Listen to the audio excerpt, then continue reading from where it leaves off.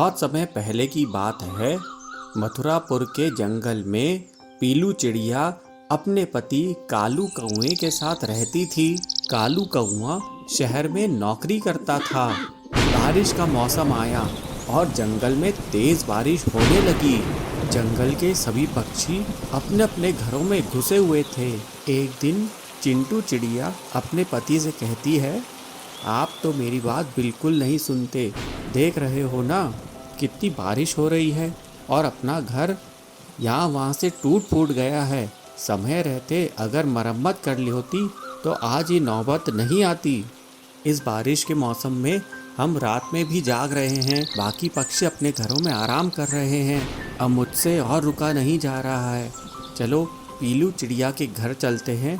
उसका घर लकड़ी का है, वो हमें अपने घर में रहने देगी। कालू कौवा मुझसे नफरत करता है, वो मुझे कभी अपने घर में नहीं रखेगा। आप बेकार में ही डर रहे हो। पीलू चिड़िया का पति कालू कौवा किसी काम से दिल्ली गया हुआ है। मैं कल ही उसके घर गई थी, वो 1 महीने बाद आएगा। तब तो ठीक है, चलो फिर चलते हैं। चिंटू चिड़िया अपने पति हरिया के साथ पीलू चिड़िया के घर जाती है। पीलू बहन जल्दी दरवाज़ा खोलो, हम बारिश में भीगे जा रहे हैं। हाँ बहन जी, जल्दी दरवाज़ा खोलिए, नहीं तो हमें निमोनिया हो जाएगा। बारिश बहुत ज़ोरों की है। पीलू चिड़िया दरवाज़ा खोलती है और कहती है, क्या हुआ चिंटू बहन, इतनी बारिश में, इतनी रात में आप दोनों यहाँ आए हैं? जल्दी अंदर चलिए, बहुत तेज़ बारिश है। आप लोग यहाँ बैठिए, मैं चाय बना के लाती हूँ। पीलू चिड़िया उन दोनों को चाय बना कर देती है। ये लीजिए, आप दोनों गर्मा गर्म चाय पीजिए और मुझे बताइए आप लोग मुझसे क्या मदद मांगने आए हैं।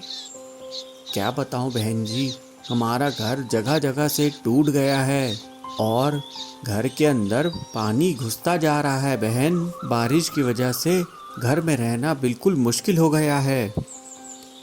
इसलिए हमने सोचा कुछ दिन आपके यहाँ गुजारे, बारिश जब बंद हो जाएगी। हाँ बहन जी, अब इस बारिश में तो घर की मरम्मत नहीं हो सकती ना। जब बारिश बंद हो जाएगी तो मैं घर की मरम्मत तुरंत करवाऊँगा। तब तक थोड़े दिन आप हमारी मदद कर दीजिए। अच्छा, तो ये बात थी। आप मेरे यहाँ आराम से रह सकते हैं।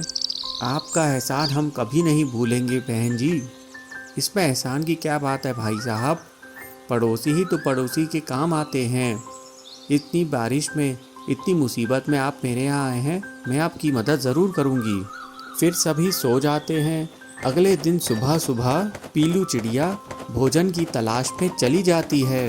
इधर चिंटू चिड़िया और उसका पति हरिया बहुत देर तक सोते रहते हैं। जब उनकी नींद खुलती है, आज बहुत दिनों बाद अच्छी नींद आई। काश कालू के जैसा हमारा भी अपना एक पक्का घर होता। ये आप कैसी बातें कर रहे हैं, ये घर अपना ही तो है। ये तू क्या बोल रही है, मेरे समझ में कुछ नहीं आ रहा है। तभी पीलू भोजन लेकर घर आ जाती है। चिंटू बहन दरवाज़ा खोलो, मैं भोजन लेके आई हूँ। इस पर चिंटू चिड़िया अंदर से कहती है, पीलू तू यहाँ से चली जा, हमें आराम करने दे। ये तुम क्या कह रही हो चिंटू बहन, ये घर मेरा है और तुम मुझे अंदर आने से मना कर रही हो। ये घर तुम्हारा था पर अब ये घर मेरा है। इतने बारिश के मौसम में मैं कहाँ जाऊँगी, मेरे साथ ऐसा अन्याय नहीं करो।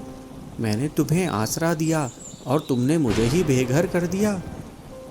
पीलू चिड़िया रोने लगती है, लेकिन चिंटू चिड़िया उसकी एक बात भी नहीं मानी।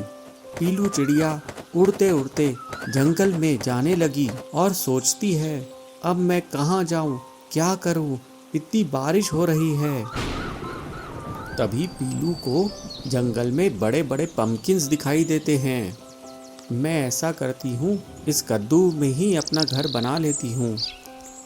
फिर पीलू चिड़िया मेहनत करके एक बड़े से कद्दू में अपना घर बना लेती है। इस तरह कुछ दिन गुजर जाते हैं।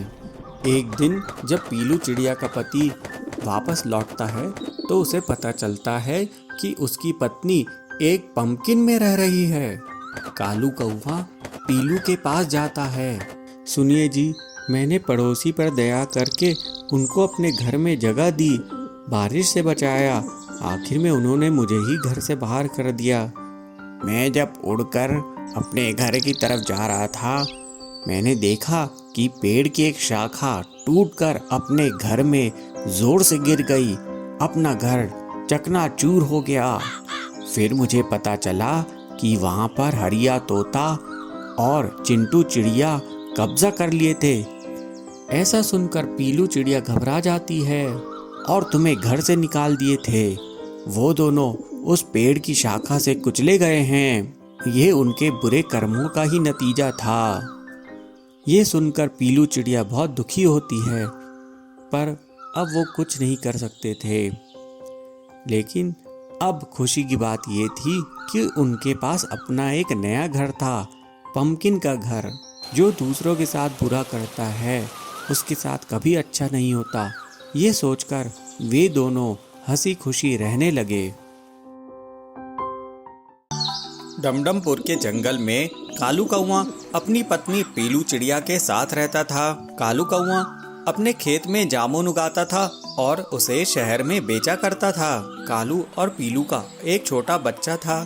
सुनो जी, सुना है शहर के जंगल में नौकरी करने से अच्छे खासे पैसे मिलते हैं। मैं तुमसे कितनी बार कह रही हूँ कि चलो हम वहीं चलते हैं। यहाँ खेती करते हुए इतने दिन गुजर गए, लेकिन क्या मिला तुम्हें खेती करके? रहने के लिए पक्का मकान भी नहीं है। बारिश में कितनी मुश्किल होती है, और हमारे बेटे के लिए भी अच्छा रहेगा कि वो शहर में पढ़ाई करे। मेरी बात मानो, यहाँ खेती करके हम हमेशा गरीब ही रहेंगे, कभी अमीर नहीं बन पाएंगे। अरे ये तुम कैसी बहकी बहकी बातें कर रही हो? मैं क्या अपनी ज़मीन जायदाद छोड़कर शहर में जाकर दूसरे के यहाँ नौकरी करूँ? ये मुझसे नहीं होगा। तुम समझते क्यों नहीं हो? मैं आपके और अपने बच्चे के भले के लिए ही कह रही हूँ। पीलू शहर के जंगल जाने की जिद पकड़कर बैठ जाती है। देखो जी, मैं आपसे आखिरी बार कह रही हूँ, ये गांव छोड़कर शहर चलो, वरना मैं अपने बेटे को लेकर मायके चली जाऊंगी और फिर यहाँ वापस नहीं आऊंगी। पीलू की जिद के आगे कालू को झुकना पड़ता है। अरे पीलू, तुम भी कितनी जिद्दी हो। चलो, मैं 2-4 दिन बाद तुम्हें कुछ बताता हूँ। ऐसे ही 2-4 दिन बीत जाते हैं।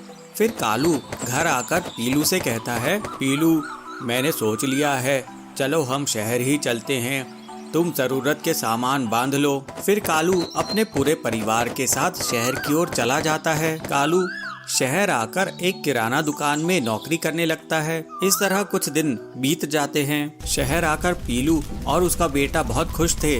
ऐसे ही 6 महीने बीत जाते हैं। गांव में कालू के जो जामुन के पौधे थे वे सब सूख गए थे। उनकी कोई देखरेख करने वाला नहीं था। इधर कालू शहर में किराना दुकान में काम कर रहा था। एक दिन उस किराना दुकान में बहुत जबरदस्त आग लग जाती है और कालू की जान जाते जाते बचती है। हे भगवान, अच्छा हुआ तुम्हारी जान बच गई। मेरी जिद के कारण तुम शहर आए और लगभग जल के मर ही गए थे।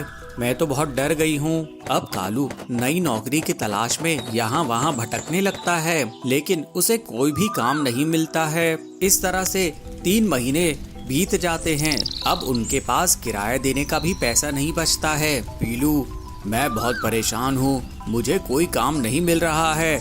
ऐसे तो हम पूरी तरह से बर्बाद हो जाएंगे। मुझे माफ़ कर दो जी, मैं आपसे जिद करके आपको शहर लेके आई, आपको मुसीबत में डाली। हम अच्छी खासी खेती कर ही तो रहे थे। चलिए हम वापस गांव चलते हैं। इस तरह से कालू एक बार फिर से पीलू के साथ और अपने बेटे के साथ वापस गांव पहुंच जाता है। वहां पर वो देखता है कि उसका खेत सूख गया है। ये देखकर पीलू कालू से कहती है, चलिए मैं खेत की सफाई करती हूँ और फिर हम लोग मिलकर जामुन के पेड़ लगाएंगे। फिर पीलू पूरे खेत की अच्छे से सफाई कर देती है और दोनों पति पत्नी उस पे एक बार फिर से जामुन के बीज बोते हैं। थोड़े ही समय में जामुन की फसल पक जाती है और बहुत बड़े बड़े स्वादिष्ट जामुन उगाते हैं। उसी समय वहाँ से गांव का मुखिया जा रहा था। अरे वाह कालू, तुम्हारी तो इस बार बहुत अच्छी फसल हुई है। ये जामुन एक बार मुझे चखाओ तो सही। जामुन चखने के बाद मुखिया कहता है, अरे वाह कालू, ऐसे जामुन तो मैंने पहले कभी नहीं खाए। चल इस बार मैं तेरे को एक बहुत बड़ा ऑर्डर देता हूँ। ये पूरी फसल तू मुझे बेच दे, मैं तुझे इसके 2 लाख रुपए दूंगा। ये सुनकर कालू बहुत खुश होता है। कालू कहता है, वाह मुखिया जी, अगर आप मेरी फसल की अच्छी कीमत देंगे तो मैं हमेशा आपको ही बेचा करूंगा। इस तरह से कालू हर बार जामुन की फसल उगाता और मुखिया को अच्छे दामों में बेच देता। मुखिया और कालू की अच्छी बनने लगी। इस तरह से कालू को अब मुनाफा होने लगा। अब कालू अपने परिवार के साथ खुशी खुशी रहने लगा।